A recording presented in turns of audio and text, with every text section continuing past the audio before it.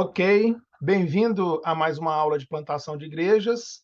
Eu sou o seu professor, pastor Fernando Lemos, e hoje, continuando aí o nosso conteúdo, vamos avançar na nossa ementa, estudando hoje sobre estratégias de plantio de igrejas, conteúdo este baseado no livro do pastor Ronaldo Lidório, Plantando Igrejas, um livro essencial, relevante, que é o livro que vocês vão usar para fazer aí uma atividade agora na segunda VA, tá? Logo mais eu passo a atividade bem simples, ok? Mas vamos lá, vamos conversar hoje um pouquinho sobre estratégias de plantação de igreja, tá? O que é estratégia? Segundo o pastor Ronaldo Lidório, estratégia é a ponte entre a visão e a ação. Estratégia é o que fazemos para atingir nossos alvos. Estratégia é a forma intencional de fazer algo acontecer. Por que que quando, antes de começar a falar sobre as estratégias propriamente dito, ele faz uma conceituação? Porque na maioria dos processos de plantação de igreja, nós temos um problema muito sério entre um divisor muito sério, um distanciamento muito sério entre a prática e a teoria. Então, você tem, hoje, graças a Deus, você tem esses conteúdos aí, introdutórios e teóricos, sobre plantação de igrejas.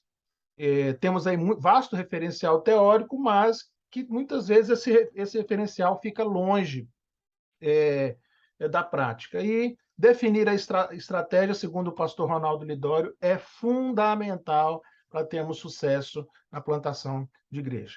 Então, relembrando, na nossa penúltima aula, na última aula, nós falamos sobre equipes plantadoras, e uma penúltima aula nós estudamos sobre alguns aspectos teológicos da plantação de igrejas, a tarefa, naquele capítulo sobre a tarefa da plantação de igrejas, do livro Plantação Global de Igrejas.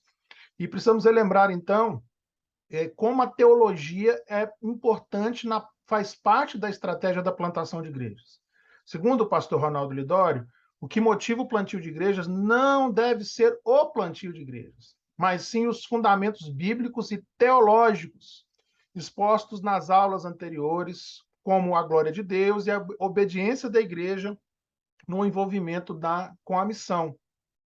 As estratégias devem ser construídas em perfeita sincronia com as convicções teológicas, a visão e os alvos do projeto. Então, a aula de hoje é essencial, queridos, para você entender todo esse processo e a estratégia, a relação entre estratégia e teologia. Continuando, neste capítulo que ele trata sobre estratégias de plantação de igrejas, num dos capítulos que ele trata sobre as estratégias de plantação de igreja, Ronaldo Lidório fala da intencionalidade, que a intencionalidade, veja só, uma palavra muito recorrente, né, nas minhas aulas, é a ponte entre a teoria e a prática. Um dos maiores desafios ministeriais é transformar a visão em ação. Há um grande número de visões ministeriais que não resultam em nenhum tipo de ação. Ou seja, sendo assim, visão sem ação é apenas idealismo, e ação sem visão é simples ativismo. Todo ministério, queridos, deveria se beneficiar de avaliações periódicas, olha aí a importância da avaliação, quanto à visão, estratégias e ações. E uma das áreas que frequentemente precisam ser avaliadas é a intencionalidade.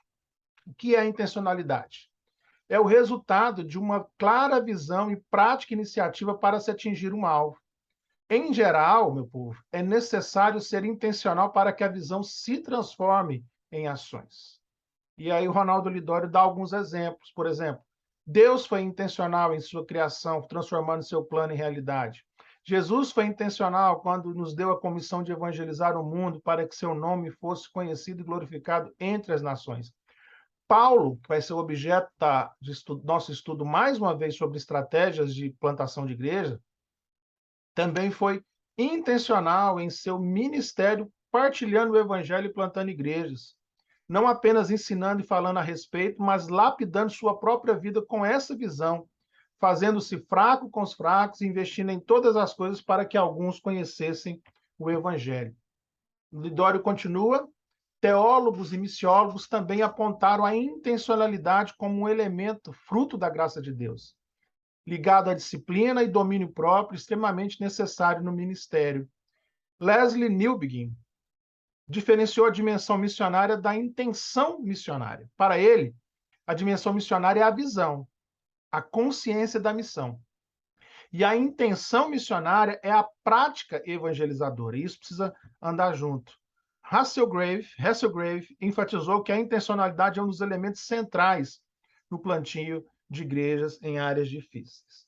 Ronaldo Lidório continua, lembrando que os reformadores foram claramente intencionais em suas ações missionárias, sobretudo Martim Lutero, com a tradução das escrituras para a língua comum do povo alemão, João Calvino com o envio de pregadores da palavra para a França, no intuito de fazer nascer igrejas reformadas naquele país, e John Knox na evangelização e pastoreio de imigrantes de fala inglesa, enquanto se encontrava ele mesmo refugiado em Genebra devido à perseguição na Inglaterra e na Escócia. Sendo assim, com todos esses exemplos, pensando na intencionalidade, há dois obstáculos em relação à intencionalidade: as distrações e os conflitos. O que são as distrações? São os eventos, demandas ou atitudes que não contribuem diretamente para o que é prioritário.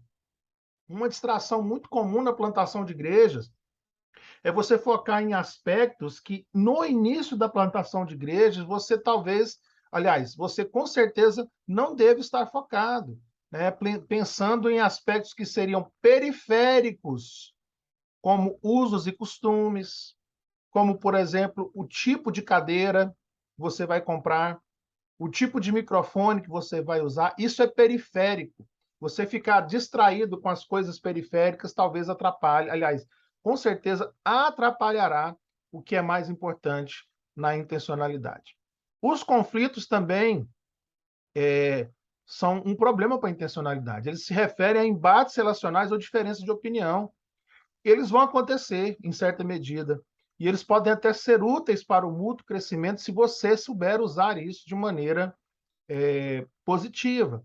Um exemplo de conflito é quando você está plantando a igreja, no início da plantação de igreja, e algum conflito com a igreja mãe, de filosofia, de pensamento, de público-alvo. Ou então, se você está numa equipe, vai ser muito comum ter conflitos na equipe plantadora. Você tem que saber usar isso para crescimento e não para como um empecilho da intencionalidade. Ronaldo continua com o passo a passo da intencionalidade. Ele dá alguns passos. Primeiro, identifique a porção daquilo que o Senhor colocou em suas mãos por meio de seu chamado, dons, paixão, oportunidade e visão. Isso aqui é fundamental. A primeira coisa que você precisa identificar são seus dons. Quanto você está motivado, apaixonado, quanto você está envolvido com aquela visão, de acordo com o chamado que Deus lhe deu. Quando você pensa no seu chamado, naquilo que Deus colocou na sua mão, na sua vocação, ela está relacionada com os aspectos da plantação de igreja, precisa identificar isso. Segundo lugar, aprenda como evitar as distrações e conflitos que se mostram como barreiras em sua vida e trabalho. Olha só, nesse caso aqui, você precisa sempre estar ligado, fazendo avaliação, fazendo diagnóstico para aprender a evitar. Poxa, tem uma distração no processo, você está focado em alguma coisa que está tirando o foco do principal, você tem que aprender a evitar isso. Tem um conflito que vai atrapalhar o desenvolvimento da igreja, aprenda a evitar esse conflito. Talvez baixar a guarda, talvez conversar melhor com a equipe plantadora ou com qualquer pessoa que estiver acontecendo o conflito para que você resolva esse conflito. Terceiro lugar, avalie o seu tempo, energia e recursos. Quanto disso você vai destinar? Quanto o projeto é prioritário para você? Você pode até afirmar que algo é sua prioridade, mas a real prioridade é onde investimos o nosso tempo, energias e recursos. Isso aqui é fantástico. Você pode até falar assim, eu estou envolvido com isso, mas se você não coloca lá seu tempo, sua energia, seu recurso, eu não posso envolver o meu tempo lá, você não está de fato envolvido. Você precisa avaliar isso. Ore para que o Senhor o ajude a encontrar formas de evitar distrações e conflitos, dedicando o melhor para o que for prioritário. Ponha, meu querido, diariamente perante o Senhor o seu chamado e ministério e também o processo, a plantação de igreja que você estiver envolvido. E, por último, redirecione como você gasta seu tempo. Se necessário, promova mudanças radicais em seu estilo de vida para que esteja conectada com a vontade e a direção do Senhor. Isso aqui é muito importante. A plantação de igreja ou a evangelização é algo sério. E, às vezes, nós não colocamos isso como prioridade. A nossa agenda não está preenchida com assuntos centrais, com os assuntos mais importantes. Nós ficamos gastando energia e tempo com coisas que não são importantes no processo da plantação e da evangelização. Antes de falar sobre algumas estratégias, Ronaldo prefere conceituar, dar alguns conceitos para entrar nessas estratégias. Ele vai relembrar como o livro Plantação Global de Igrejas fez, o que é a igreja local, é um grupo de pessoas transformadas pelo Evangelho, comprometidas com Deus e umas com as outras por meio da obediência a Cristo e expressando os essenciais de uma comunidade cristã, segundo Atos 2, 42 a 47. Quem é o plantador de igrejas? É uma pessoa que, dirigida pelo Senhor, intencionalmente facilita a formação de igrejas locais. E o que é uma igreja autóctone? Uma igreja que possui autonomia para decidir e organizar a vida do grupo, bem como recursos humanos e financeiros para demandas diárias. Muito bem, igreja local, plantador de igrejas, e uma igreja local, igreja autóctone, foi definido o seu conceito. Vamos para, então, as estratégias paulinas. Quais são as estratégias paulinas para a plantação de igrejas, segundo Ronaldo Lidório? Ele vai olhar, nós já fizemos isso, para você ter uma ideia como os conteúdos se entrelaçam, né? Todos os livros que tratam de plantação de igrejas, eles obrigatoriamente têm que tratar das estratégias paulinas, e Lidório não é diferente. Primeira estratégia, introduzir-se na sociedade local a partir de uma pessoa receptiva ou um grupo aberto para recebê-lo e ouvi-lo. Essa era uma estratégia muito clara. Paulo procurava, por exemplo, as sinagogas, que era um lugar que ele tinha uma familiaridade muito grande. Ele se conectava com pessoas, ele se envolvia na sociedade. Quando ele encontra Priscila e Áquila, ele se associa profissionalmente falando com Priscila e Áquila, justamente para se envolver na sociedade.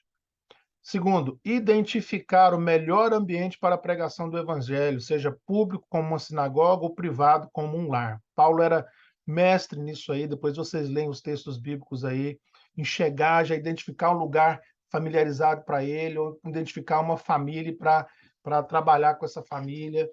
Quando ele teve algumas tensões, Paulo sempre sabia, né, alternar, identificar aí os ambientes e alternar esses ambientes. Terceiro lugar, evangelizar de forma abundante e intencional, a partir da promessa ou da criação, sempre desembocando em Cristo, sua cruz e sua ressurreição. Isso é fantástico, irmãos. Uma coisa que você não pode perder de foco na plantação de igrejas, pregar o evangelho. Ele vai falar mais sobre isso adiante. Expor a palavra, sobretudo a palavra, expor de tal forma que seja ela inteligível e aplicável para quem ouve.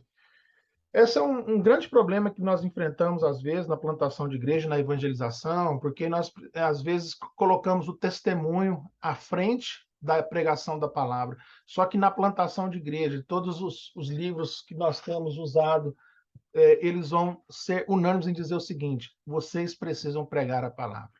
A principal estratégia para a plantação de igrejas é a pregação do plano da salvação, a pregação de quem Jesus é, do conteúdo, do drama do evangelho presente em todas as escrituras, obviamente, de maneira inteligível e aplicável para quem ouve. Testemunhar do que Cristo fez em sua vida. É óbvio que a plantação de igreja é evangelização.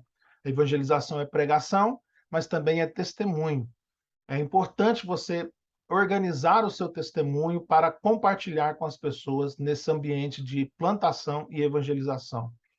Discipular, inserindo os novos convertidos à vida da igreja, comunhão com os outros irmãos e irmãs. Olha só, o processo de plantação de igrejas não está dissociado do discipulado. O discipulado, ensinar as pessoas a seguir a Cristo, ensiná-los a guardar aquilo que Cristo ensinou, batizá-los, ensiná-los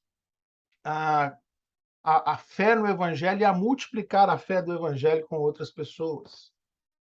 Identificar líderes em potencial e investir na vida, na vida deles, isso está muito claro, explícito na teologia paulina, na sua estratégia de plantação de igrejas, como ele investia sua vida nas pessoas, ele motivava pessoas, implementava pessoas, avaliava pessoas e enviava pessoas. Próximo. Não se distanciar demais das igrejas plantadas, visitando-as e se comunicando com elas, investindo no ensino da palavra. Paulo estava constantemente voltando ou escrevendo cartas para as igrejas plantadas, porque a manutenção da visão depende muito da pessoa que está à frente. A manutenção da visão é determinante para o avanço, para o funcionamento do processo.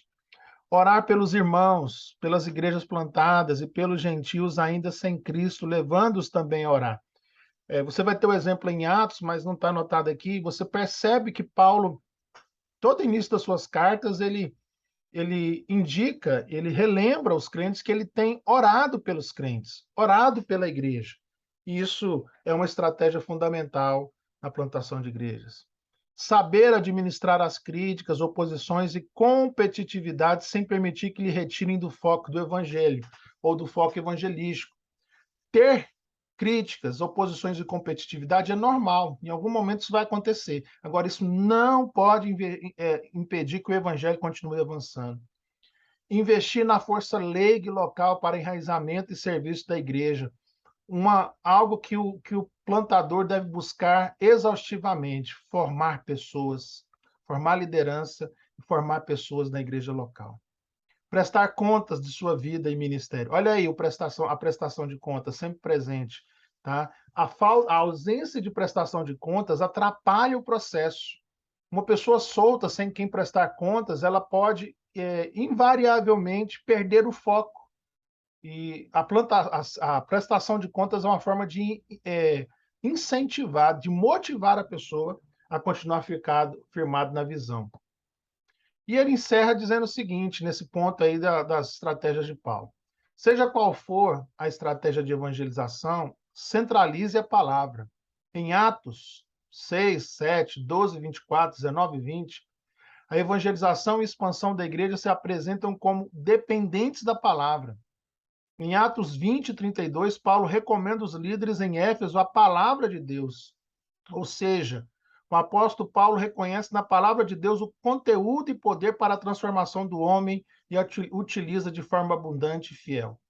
Uma das visíveis limitações das atuais estratégias evangelísticas é o desuso da palavra de Deus, e a evangelização sofre com isso, a plantação de igreja sofre com isso, quando a palavra não está no centro. O Paul Washer, num vídeo muito polêmico, vai dizer isso, né? O campo missionário não precisa de pessoas arrepiadas, emocionadas.